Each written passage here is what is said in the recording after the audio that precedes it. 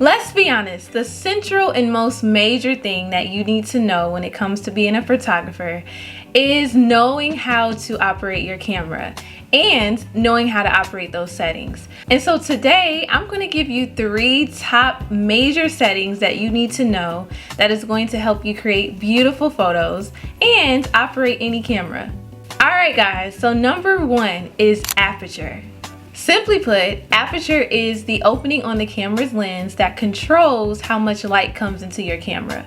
And it controls the depth of field, which determines how focused your photo is. So sometimes with aperture, you can get that nice blurry background that you see in portraits if you want to create that sense of separation from the subject in the background, or you can create it to where everything is in focus. And so that's a really good thing about aperture. The second major setting that you should know on your camera is shutter speed.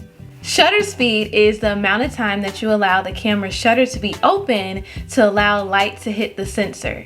And this setting really controls how motion is captured within a photo. So for example, if you are capturing a marathon, somebody running a race, then your shutter speed may need to be a little bit higher so that it can get that motion in focus. Or if you're taking a portrait of somebody jumping in the air and throwing flowers, I don't know. You just want to make sure that your shutter speed is up there so that you can make sure it's in focus. But if you don't want it in focus, then go ahead and make it a little lower. And that is a different type of style. Some people love that motion blur effect when you kind of lower the shutter speed. So it's all up to your style as well. And the third and final setting that you need to master is ISO.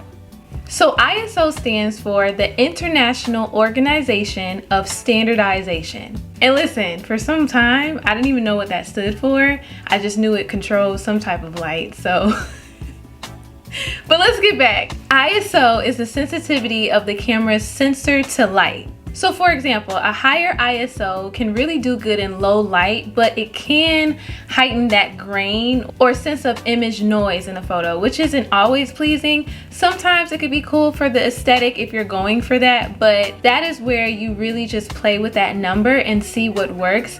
I also recommend trying automatic mode and seeing what it automatically goes to, and then go back to manual and apply those settings, because you can just learn from that and it'll give you a good sense of how to do ISO. Now, with all 3 of these settings, all of them work together. They have got to be in tandem with each other.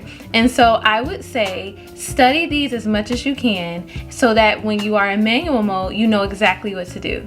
And let me sum it up for you really quick.